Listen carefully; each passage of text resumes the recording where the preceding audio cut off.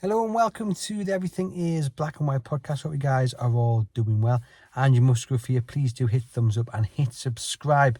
Can you quite believe it, ladies and gents? This is a Newcastle United side that does exactly what is required of them. They had to beat Crystal Palace tonight to go third. It was their game in hand and it presented them with a huge opportunity to really get ahead in the race for the qualification for the Champions League for next season. How many times down the years have we been in this position when Newcastle United have been handed a golden ticket and often mess it up? As good as things have been in recent months, I know many of you, like me, have been fearing these opportunities. But it seems, especially of late, this is a Newcastle United side that does what is expected of them. And they take their opportunities and they make the most of them. And tonight, a 5-0 victory over Crystal Palace puts them up to third and ahead of Nottingham Forest, and has also got them a wonderful, wonderful gap down to Chelsea and Villa, who are 6th and 7th respectively. A beautiful night on Tyneside, lots of goals to talk about. Funnily enough, we're going to start by picking man of the match before I get into the goal, because I want to put something to you guys. In recent weeks, Newcastle United have beaten Brentford, they've beaten Leicester, they've beaten Manchester United. And when I've said man of the match, one or two players is usually top of the list for everyone. But you could pick 5, 6, 7 or 8 players for man of the match. Tonight, I think it's really difficult because I don't think anyone stood out. I don't think there was a man of the match performance from anyone in particular, largely because they didn't need to be. Crystal Palace were awful, really, really dire. And it meant Newcastle United could really just coast through it. And no one stood out, I don't think, as they had done in recent weeks, as man of the match. Of course, people say Harvey Barnes, he got a goal, and so another one deflected in. Tonali was brilliant as usual. But if we're going to do player ratings, I don't think you can pick anyone who gets maybe more than a 7, actually. I don't think anyone was in 8 or 9 or 10 category, simply because they didn't need to be. They didn't really need to break sweat to beat Crystal Palace, which is fantastic and speaks volumes about their performance, especially when you consider how good Crystal Palace have been in recent weeks and months. They've been absolutely tremendous. Newcastle United now have, I think it's 39 points since December the 14th. Palace, though, I don't think we're too far behind them in terms of form since the turn of the year. They've been absolutely brilliant, really strong team on the road, and yet Newcastle United blew them out of the water, absolutely dismantled them, which is brilliant all over the pitch, absolutely tremendous. The goals came from Jacob Murphy, and we have to question whether part of the training during the week is pretend you're crossing and it's actually going to be a shot, because it was another one which is going to cause plenty of debate. He hits it from the right, it's gone into the back of the net. Loads of people saying, did he mean it, didn't he mean it? I think he meant it. I think he 100% meant it, because if you look at the replay, he takes a little glance at the keeper to see where he is and then hits it into the kind of the middle of the goal and the roof of the net. It's a really strong, powerful finish. I think he meant it. Brilliant way to open the scoring. Then we have Crystal Palace get a penalty. It looked a pretty soft penalty in the moment. I was more concerned at why Nick Pope had flew out of his goal and then missed the ball rather than him fouling anyone. But as soon as it goes to a VAR check, and as soon as the referee goes over to the screen, you know it's going to get given as a penalty. I haven't seen it again, but my initial thought that it was soft, I'm going to stick with it. I think when I do see the replay, I don't think my mind will change. And you're thinking, well, why isn't Mateta taking it? You know, he's the man who I think usually takes them. And it's gone to Eze, who's brilliant. You know, many people would like him in a black and white shirt. Very talented player. But there was just something about the preparation and the build-up to taking this penalty. There's a weird moment where Mateta decides to fasten his lace on the edge of the box to stop, or in a bad attempt to stop Newcastle United players being in front of him. I don't know, it was weird. And then Eze does this silly little run-up, and they should ban this. They should outlaw this from the game. Them stupid stuttering run-ups are ridiculous. Get rid of them. And it's the easiest penalty save that Nick Pope will have to make in his career. Awful, awful penalty. Fantastic that Nick Pope got his hands to it. And then I think really from that moment forward, you're like, there's only going to be one winner here. Newcastle United dominated that first half.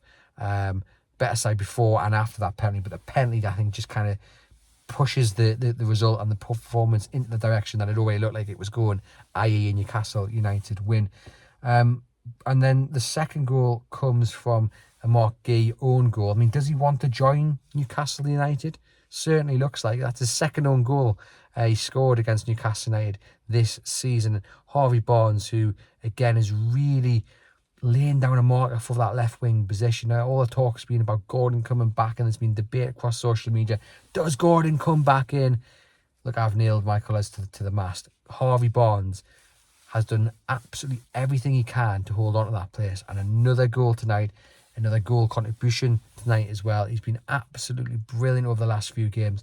And Anthony Gordon, will not be able to get back in that squad unless Harvey Barnes is injured, gets suspended. I think even if Harvey Barnes has a bad game, which he's due on, every player's going to have it. Barnes will then probably come the next game after that and have a really good game.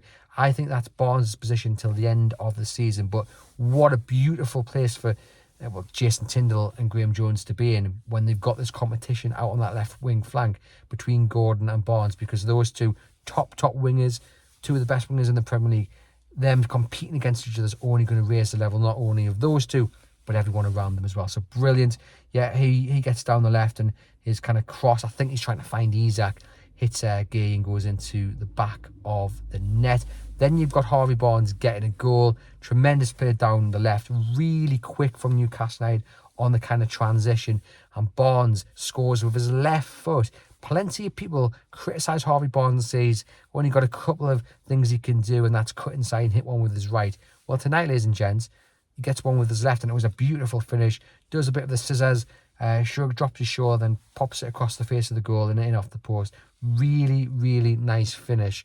And then Fabian Schär rounds off the first half with a fourth from, I think it was a corner, was it? Forget. Anyway, he heads in the back of the net.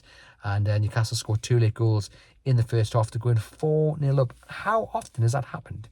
I can't think of the last time they were 4-0 up in the first half. Someone tell me in the comments, but really, really deservedly 4-0 up. And then it was all about trying to maintain that level. And that can become an issue, I think, especially when the opposition come out in the second half and are different and have kind of ignited and have found something about their play. But Crystal Palace, they didn't do anything in the second half. Nothing whatsoever. Then they've made their substitutions where Eze and Mateta has come off.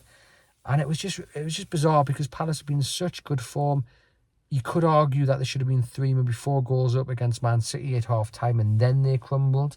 And actually, I was saying this to someone during the game, the match against Man City was probably the worst thing to happen for Crystal Palace, because it was obviously a game of two halves. One in which Man City allowed Palace to play, stood off them, allowed them the space, and Palace were brilliant. Second half, Pep Guardiola has clearly had a word, and then Palace are swamped. They're suffocated by City, and they lose 5-2.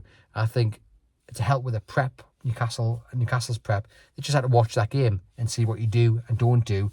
And you could see if you manage to get that high intensity, get in their faces, press them, they will struggle to break you down. They will struggle to play out, and the mistakes will happen. That's what happened tonight. I mean, Isak's goal was all about the press. Isak starting it, getting the fear amongst the defenders, then Joe Linton winning an Isak first time into the corner. Beautiful, beautiful finish.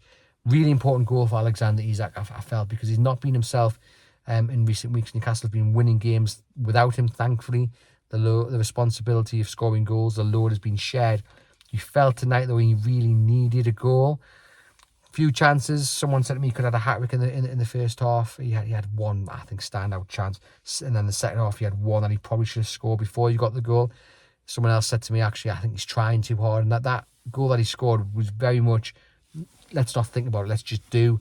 And it was a really good first-time finish in the corner. And I think that's worth more than just a goal.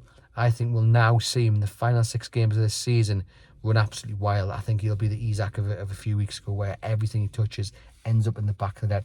And that would be brilliant, because he is my captain in my fantasy football team. I mean, I'm not going to win anything because I've had a dire time of it, but anything he could do would help me. And Newcastle get the Champions League would be absolutely tremendous. But yeah, Newcastle United didn't have to do anything in the second half. And I think when the opposition, as I said, come out and they've had a talking to, and they up their level, their performance is better, their effort and desire and want is better, then it can become a bit of an issue having such a big scoreline. But Palace just were nothing, and Newcastle could just coast really in that second half. Added the 5th goal, but we're just passing it around for fun at the end. It was like a training game, which meant Bruno, Joe Linton could come off. Joe Linton, thankfully, ladies and gents, escapes a yellow card, which would have given him a 2-match ban. Tremendous from Newcastle United. They just looked like a side who did their homework on Palace and executed absolutely brilliantly. Again, done it without Eddie Howe. Hopefully he managed to watch that game and his spirits have been boosted further. But what a tremendous win for Newcastle United. I've got the league table right here, ladies and gents. And I mean, do you know what? Arsenal are only 4 points off in second. And we've got to play them as well. And they're going to be distracted by the Champions League semi-final. Of course, they beat Real Madrid over 2 legs there. Newcastle in third, as I mentioned, 59. Nottingham Forest in fourth on 57. Man City 55. Chelsea in sixth on 54. And Aston Villa on 54. So Newcastle United have a 5-point gap on Chelsea and Villa. If they beat Villa on Saturday, wow, goes to 8 points. That's brilliant. And I think Chelsea play Fulham, if I'm not mistaken, in a bit of a West London derby they do on the Sunday. And the goal difference is key here as well. And it wasn't that long ago we were talking about the goal difference, but Newcastle United, now with a goal difference of 21, have a better goal difference than Forest, City, Chelsea and Villa. So that could really help them when it comes down to those final Champions League places. But are Newcastle going to finish third? Mate, ladies and gents, I wouldn't rule out finishing second. Maybe I'm just getting a little bit ahead of myself. Maybe I'm feeling overly optimistic because I've just watched Newcastle United win 5-0. 5-0. Who knows? Maybe I'm thinking I'm a little bit too positively, which isn't like me, as you know. But yeah, I genuinely wouldn't rule out getting second in the Premier League table, which would be quite something. Runners up. But anyway, it's all about the next game. Aston Villa. Watch out for the view from the opposition on Thursday with John Gibson. The match preview with John Gibson, and there'll be a bit more of a deep dive into this game as well. And then we'll have the view from the opposition on Friday with Dan from the Claret and Blue podcast. But for now, ladies and gents, I hope you've enjoyed the video. Do hit thumbs up. Do hit subscribe. Do get into the comments as well. Let me know how much you enjoyed tonight. Newcastle United 5, Crystal Palace 0. What a win against one of the informed sides in the Premier League. And Newcastle United running wild without Eddie Howe as well. Wow. Unbelievable. On to Aston Villa we go.